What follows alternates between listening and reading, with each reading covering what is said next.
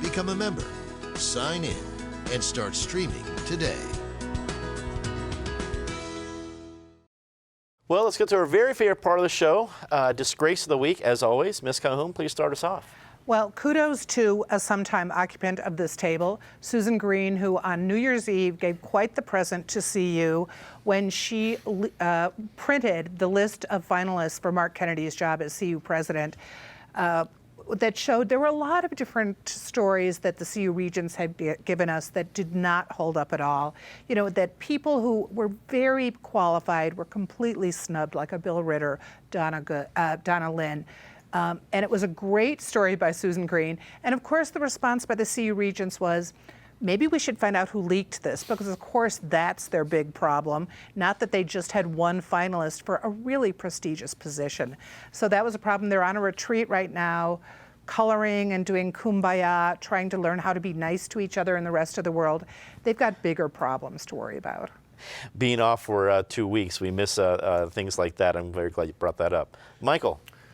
Colorado Rising is proposing ballot issues for setbacks on oil and gas again, same ones that lost in 2018. And then you have the Fiscal Institute has proposed 35 new potential tax increases to the title board for the ballot. So I think to both groups, voters have weighed in on this, give it up and move on.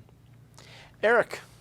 I'll play pile on and follow up on where Patty was. Everything Patty said is dead on, but let me add to that.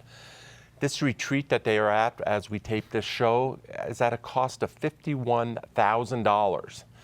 Last I looked, you had 9 members of the Board of Regents. I'm sure there's the president and a few other administrative hanger-ons. It's a one-night retreat out at the Gaylord Resort. I know rooms are pricey. And I know consultants, the consultant they hired to do marriage counseling or fidget therapy or whatever it is, probably doesn't come cheap. But for the life of me, I cannot figure out how you get up to $51,000 for this retreat. At the same time, higher ed is so desperately underfunded. I visited the Gaylord complex over the Christmas holiday. I could see how they got the $51,000 very fast. You have to pay for both. Well, you know, and crayons and scented markers are expensive, Eric. I mean, you know, that stuff, that's not free. That's right. Penn, your disgrace of the week. My disgrace, I have to first combine kudos to Patricia Calhoun and Westward for breaking a story. After Denver citizens paid $2 million for a conservation easement, after state law indicated you can't void a conservation easement unless you can prove it's impossible to fulfill its purposes for open space.